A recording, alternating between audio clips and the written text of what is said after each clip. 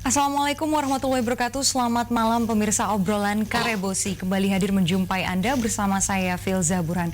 Pemirsa, alih fungsi Jalan Nusantara Makassar yang mana direncanakan akan menjadi kawasan kuliner yang merupakan program di era pemerintahan dari Pomanto Deng Ical yang masuk dalam daftar rencana pembangunan jangka menengah daerah hingga saat ini kita ketahui bersama belum juga terrealisasi.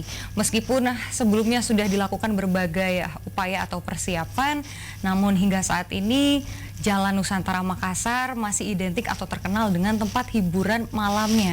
Lantas bagaimanakah tindak lanjut dari pemerintahan di saat ini yang mana dipimpin oleh penjabat wali kota Iqbal Suhaib? Mau diapakan Jalan Nusantara Makassar ini? Kemudian apa saja tahapan-tahapan yang dibutuhkan untuk melakukan perwajahan baru dari Jalan Nusantara Makassar? Kita akan membahasnya pada malam hari ini dengan topik Jalan Nusantara mau diapakan. Pemirsa, sudah hadir para narasumber kami di studio. Ada Bapak Muhammad Rida Rashid selaku staf khusus penjabat wali kota Makassar. Assalamualaikum, selamat malam Pak Rida. Waalaikumsalam warahmatullahi wabarakatuh, selamat malam. Terima kasih sudah hadir di obrolan Karebosi Pak Rida. Dan juga pemirsa sudah hadir pula di studio Bapak Zulkarnain Alinaru selaku Ketua Asosiasi Usaha Hiburan Makassar. Assalamualaikum, selamat malam Pak Zulkarnain. Terima kasih sudah hadir pada malam hari ini Pak Zul.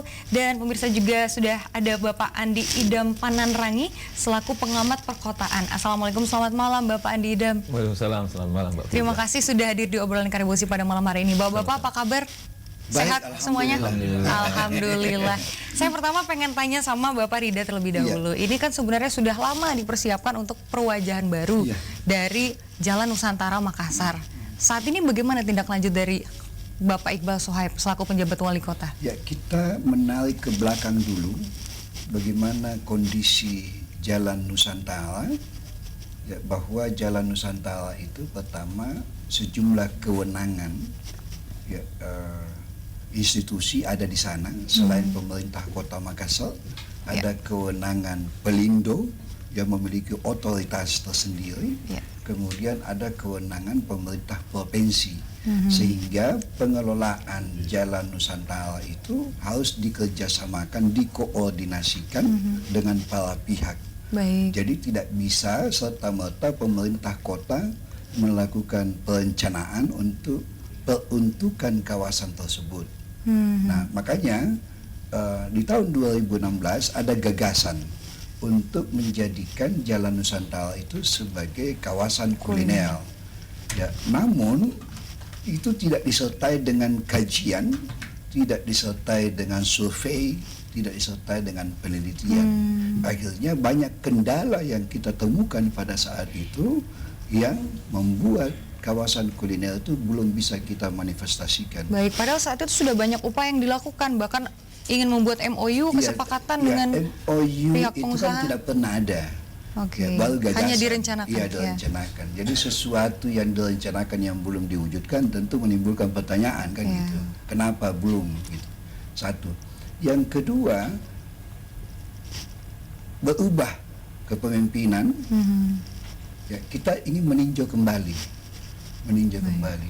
Nah, oleh pemerintah kota saat ini ingin menjadikan Jalan Nusantara itu satu kawasan tertib lalu lintas. Kawasan tertib lalu lintas.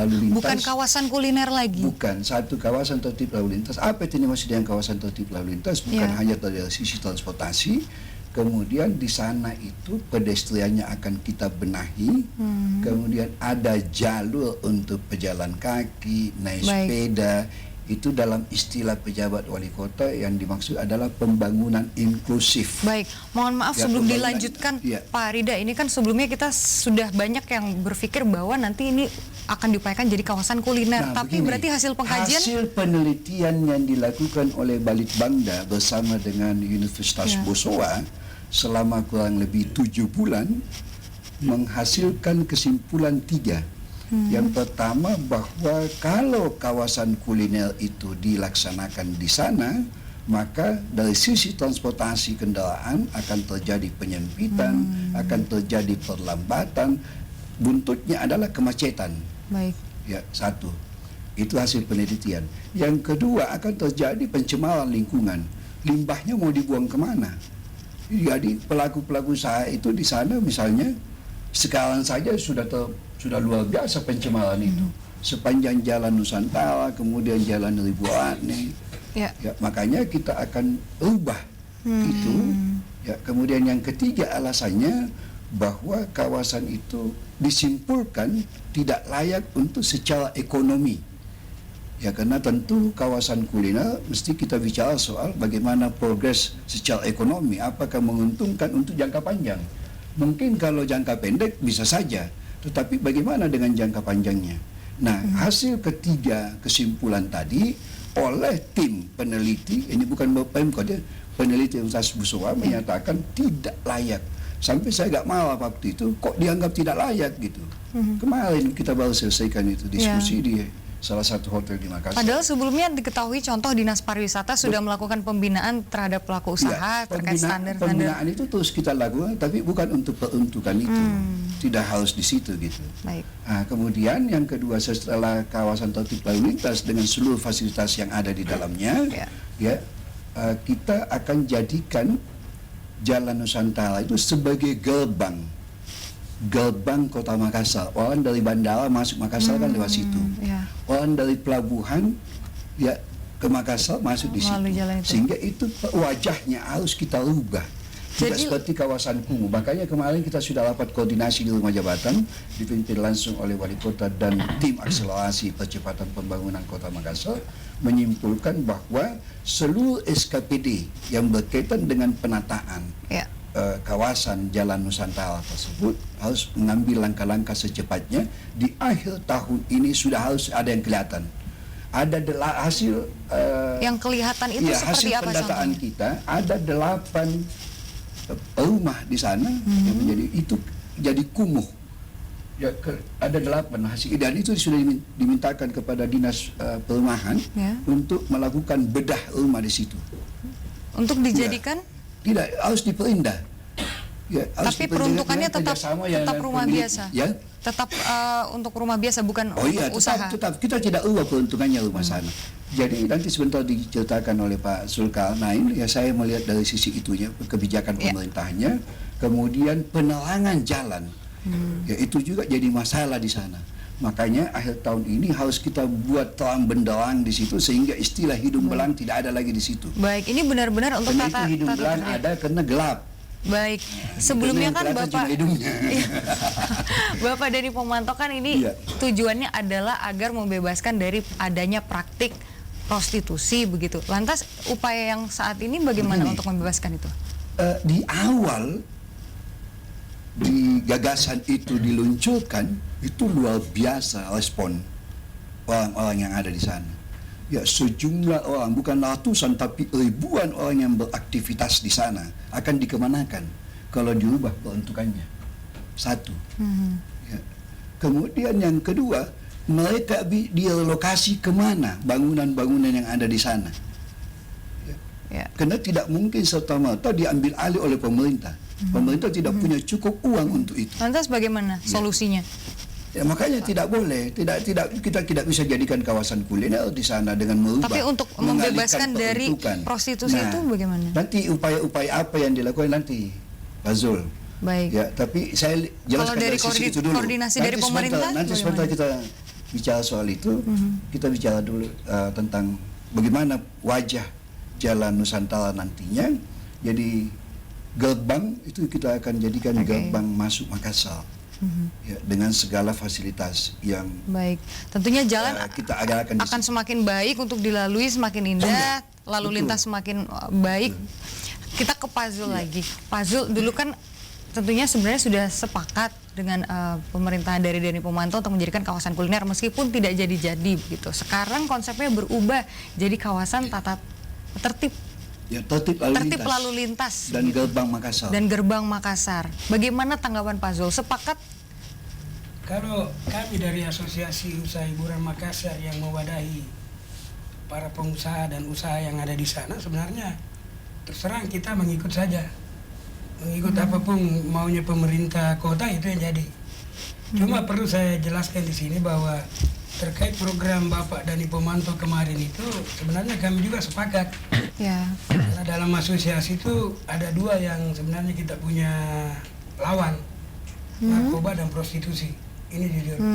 Karena kita juga asosiasi ini mau bergerak ke depan bagaimana menghadirkan konsep hiburan yang bisa diterima oleh masyarakat. Ya. Itu. Jadi semua akses-akses negatif ini pelan-pelan kita tiadakan. Sebenarnya Kalau sudah menjadi inisiasi dari pihak pengusaha juga, ya, terutama ketika Bapak itu kan selaku saya ketua. mendukung program Bapak Dani Pomanto karena memang kita sejalan dengan asosiasi. Memang kita mau, dan bukan hanya Jalan Nusantara. Mungkin nanti prostitusi yang ada itu kita mau, kita juga sama-sama dengan pemerintah kota nanti itu. Jadi saya berbicara dalam konsep hiburannya. Ya. Ya. Kemudian terkait rencana PJ Wali Kota atau pemerintahan yang sekarang itu juga yang jelas kita pasti mendukung. Apapun program pemerintah itu kita dukung. Baik. Nah, ini tadi Pak Zul bilang katanya sudah mulai berkurang begitu, sudah mulai ditekan praktik prostitusi dan narkoba. Bagaimana upaya dari asosiasi pengusaha? Jadi yang pertama, sejak dicetuskan program kuliner Jalan Nusantara 2016, itu kami sudah bergerak cepat dengan membicarakan konsep kepada Bapak Dani Pomanto kala itu, yaitu yang pertama yang harus dibabat itu jelas kejahatan prostitusi. Karena ini kan citra negatif. Yang saya maksud di sini itu, jadi setiap Ramadan itu kita pulangkan, mereka libur. Dan tadinya ada 7 tempat di sana. Setiap Ramadan pulang, kita tidak pulangkan lagi. Kecuali memang KTP Makassar. Bagaimana caranya tidak dipulangkan Tidak lagi? boleh lagi dipulangkan. Itu sudah komitmen. Maksudnya tidak bisa kembali, Lagi tidak ke bisa sini, kembali. Jadi Maksudnya. kita sudah jelaskan, pengusaha sudah menjelaskan ke para pekerja bahwa ini nanti kita akan berubah konsep. Kawasan kuliner pemerintah kota sudah tidak menyetujui lagi. Ini kan ditandai dengan perubahan izin. Kita juga sudah merubah izin, tidak ada lagi izin bar dan mases, itu sesuai moratorium wali kota. Ya. Itu kan dilarang lagi panti pijat, Betul. mases, Ya. tidak boleh. Jadi Karaoke? ketika itu kami dengan para pengusaha ini bersepakat. Itu kan tidak mungkin langsung Ya. sama dengan membalikan telapak tangan. Ya. Jadi kita cicil. Mulai Membutuhkan 2016 proses. berkurang dari sekitar 260-an lebih menjadi 100 lebih. Ramadan 2017 berkurang lagi menjadi Itu 80-an. jumlah Ya. pelakunya. Kalau saya tidak salah, sekarang ini itu tinggal 30-an, 39 atau 42. Itu pun yang KTP Makassar, dan banyak yang sudah beralih profesi. Mereka sekarang Beralih ini profesi lebih jadi banyak apa kerja di sih? karaoke. Di karaoke. Iya. Tapi sudah dijamin di tempat karaoke itu pun tidak ada. Kalau masalah menjamin Aktivitas sih, yang sama dengan saya sebelumnya. rasa ada komitmen kami dengan para pengusaha juga. Karena kita juga ada fakta integritas. Bagaimana kita saling menjaga, kan ini ibarat bola salju. Ya. Iya kan? Imbasnya tempat hiburan itu di prostitusi. Sebenarnya imbasnya tempat hiburan itu di narkoba. Jadi mari sama-sama kita perangi ini dulu. Kalau kita mau sama-sama membangun kekuatan di asosiasi, ini dulu yang harus kita. Dan itu teman-teman semua respect dan mendukung. Jadi itu dulu yang pertama. Yang kedua, masalah konsep yang PJ Wali Kota sekarang, yang jelas kami pasti mendukung. Baik. Dukung. Pak Zul katakan ini pelan-pelan dicicil begitu Pak. Contoh di 2016 di momen Ramadan. Iya. Kemudian di tahun-tahun berikutnya sampai sekarang momen apa yang diambil untuk mengurangi para pekerja? Yang jelas sekarang itu kan kita sudah sepakat, itu tidak ada lagi namanya bar mases, dan itu dilihat semua isi di Jalan Nusantara itu sudah beralih ke kafe dan restoran. Itu konsep ke depan. Kalaupun berubah sistem, itu kami juga tidak merasa rugi karena memang regulasi yang berkembang itu mau di tingkat menteri maupun di peraturan daerah sendiri, memang kami juga terakomodasi. Ya. Contoh, di peraturan Menteri Perdagangan itu kan yang boleh menjual miras, hotel, bar, dan restoran. Restoran masih masuk. Itu kita masih bisa bantu. Itu. Jadi awalnya memang saya tawarkan ke Pak Dani Pomanto, kita harus rubah pertama izin. Ya. Keluar moratorium pelarangan yang harus dibenahi izin. Harus semuanya kafe resto, kafe dan restoran. Jadi panti pijat tidak diadakan, disepakati untuk tempat karaoke tetap ada. Tetap ada, tetap ada. Jadi- Kalau konsep kemarin itu kan bisa satu tempat 3 kegiatan. Contoh kalau pagi ya silakan boleh menjual kopi, kopi. Sampai sore malamnya boleh buka restoran. Baik. Nah, kemudian jam 8, jam 9 itu boleh, jam 9, jam 10 itu aktivitas hiburan boleh. Baik. Itu konsep. Meskipun karaoke ada izinnya begitu, tapi pelan-pelan juga buka restoran atau tempat Iya. makan. Apakah nanti ada upaya untuk lebih didominasi dengan restoran?